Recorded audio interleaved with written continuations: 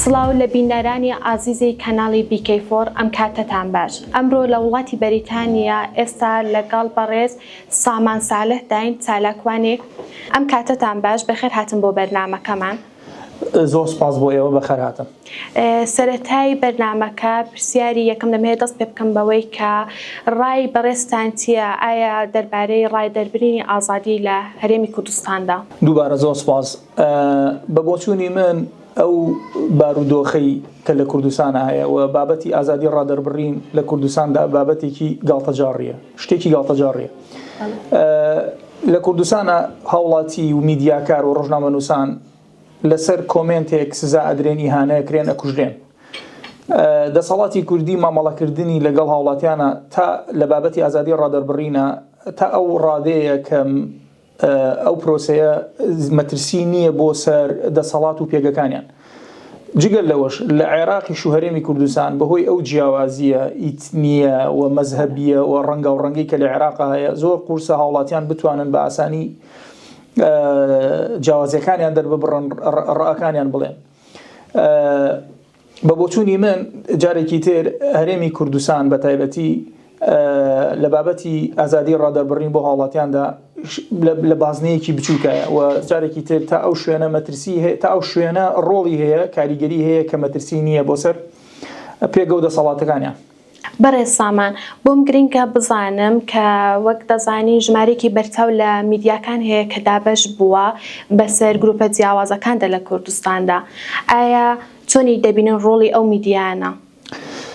بابەتی لە کوردستانە بەڵێ ژمارەیەکی میدیای بەرچاو هەیە، بەشێک لەم ژمارەیەکی بچوشی ئەم میدیانە بەسەر بەخۆی ماونەتەوە، چونکە بەشێکی گەورە، بەشێکی زۆری ئەم میدیانە دەسەڵات خۆی دروستی کردن و میدیای دروستکراوی خۆیانن فەیکن. ئەم میدیانە بە شێوەیەک لە شێوەکان ئاڕاستە دەکرێن و ڕۆڵیان نییە لە نیشاندانی ڕووی ڕاستەقینەی ئەو دۆخەی لە عێراقیش و لە هەرێمی کوردستانیشدا هەیە. بەشێک لەم میدیانە سەرقاڵی بەلاڕێیابردنی خەڵکن. لە کوردستاندا ئێستا بۆ نمونە بابەتێک هەیە، بابەتی فرۆشتنی نەوتە، بابەتی گەندەڵی ئابووریە، بابەتی بردننی سەرمایی سەر ئەرز و ژێر ئەرزی کوردستانە. بەڵام ئەبینی ئەم میدیانە بە جۆرە لە جۆرەکان خەڵکی سەرقاڵەکەن بە شتی بچووک و لاوەکیەوە، بەداخەوە کە میدیا لە کوردستاندا بە شێوەیەکی گشتی بە ڕۆڵی خۆی هەڵنەساوە و هەندێک جار ئەگەر ڕۆڵیشی بینی بێ نەتیجەیەکی نەبوو. بەڕێستان ڕۆڵی دادگاکان لە کوردستانی عێراق چۆن دەبینن؟ ئایا ئەو ڕۆڵی کە ئێستا تیایدا بەدڵی هاوڵاتیەکانی کوردستانە؟ بابەتی دادگاکان لە کوردستاندا خودی سەرۆکی یەکێک لە حیزبە دەسەڵاتدارەکان خۆی باسی ئەوە دەکات کە دادگاکان دادگای سەربەخۆنی و ئەم دادگایانە بە شێوەیەک لە شێوەکان بۆ تەسفیەکردنی یەکتری بەکارهێنن لەلایەکەوە. لەلایەکی ترەوە ئەم دادگایانە بۆ دۆسیە گەورەکانی نەوت و مەلەفی ئابووری و زەوی و زۆر شتی دیکە بەکار نایێنێن. زیاتر ئەم دادگایانە کارکتەرەکانیان لەلایەن حیزبەوە کاندید ئەکرێن و ئەخرێنە ئەو شوێنانە و بەشێک لەم دادوەرە سەربەخۆ بەڕێزەکانیش کاتێک دەست بۆ مەسەلە دۆسیە ئابووریە گەورەکان یا دۆسیە گەندەڵی گەورەکانە بن، دووچاری لابردن یاخود زیندانیکردن یاخود هەندێک جار کوشتنیش ئەکرێنەوە. بەداخەوە هەرێمی کوردستان نەبوونی دادگای هەرێمی کوردستان و عێراقیش بە تایبەتی لە نەبوونی دادگایەکی سەربەخۆوە هۆکار بووە بۆ دروستبوونی دەیان مافیایی گەندەڵی و دز و هەندێک جار پیاوکوژەکانیش کە لە دادگاکاندا ناتوانرێت سزای یاسایی خۆیان وەربگرن. بەڵێ. سەبارەت بە ئێرە پێم بڵێ کە ژمارەیەکی بەرچاو لە شارە جیاوازەکانی بەریتانیا خۆپاشاندان و چالاکوانی ئەنجام دەدرێ. ڕاوبۆچینی بەڕێستان چییە؟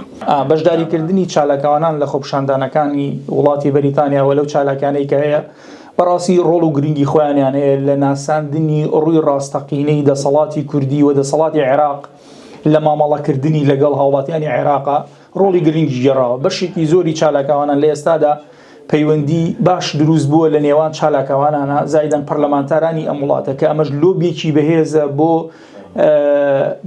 بۆ چالاکەوانان و بۆ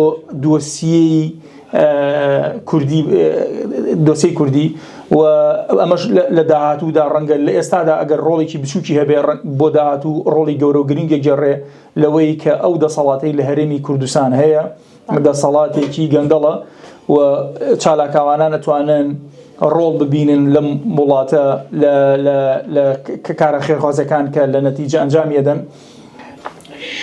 سەبارەت بە هەڵبژاردن و دەنگدان لە کوردستاندا سەبارەت بە نەتیجەی ئەوەی لە هەڵبژاردنەکانی کوردستانە ڕوویدا ئەومانە بەشێکی بەرچاو لە هێزە ئۆپۆزیسیۆنەکان و ئەو هێزانەی کە لە دەرەوەی هێزی ئۆپۆزیسیۆنن نەتیجەی هەڵبژاردنەکانیان لە کوردستان ڕەت کردوێتەوە و دەیان بەڵگەیان خستوتە ڕوو کە ئەوەی لە هەڵبژاردنەکان ڕووداوە هەڵبژاردننی دەنگی ڕاستەقینەی خەڵک نەبوو کراوە و تەزویر کراوە و تەزویری ئیلکترۆنی کراوە و ئەمە دەیان بەڵگەشەیە کە بەشێک لەو هێزانە خستویانتە ڕوو و بە بابەتی گۆڕانکاریش ئایا هەڵبژاردن ئەتوانێت گۆڕانکاری لە کوردستاندا بکامانە لە ڕابردووە دەیان هەڵبژاردننی تر کراوە هەڵبژاردنەکان نەیانتوانیوە هیچ گۆڕانکاریەک لە کوردستاندا بکەن.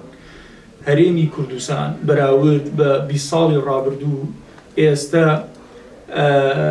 قەرزاری 30 میلیارد دۆلارە کە هەردوو هێزی دەسەڵات لە نەتیجەی فرۆشتنی نەوتی کوردستان بە شێوەیەکی قۆرخکاری گوماناوی کوردستانیان گەیاندۆتە و دۆخە لە ڕابردووشە دایان هەڵبژاردنکراوە بۆ گۆڕانکاریکردن بەم هێزانە و ئەم هێزانە بتوانن گۆڕانکاری بکەن لەو دۆخی کە هاتۆتە پێش هیچ گۆڕانکاریەک ڕووینەدا بە پێچەوانەوە دۆخی هەرێمی کوردستان خراپتر و خراپتریش دەبێت. هیوادارم کە هەڵبژاردن بتوانێت ئەم جاریان گۆڕانکاریەک بکات لە سیستەمی حکومڕانی لە سیستەمی دادوەری لە دۆخی ڕۆژنامەنووسان لە ئازادی ڕادەربڕین بە شێوەیەکی گشتی. زۆر سپاس بۆ بینەریتان خواتان لەگەڵ.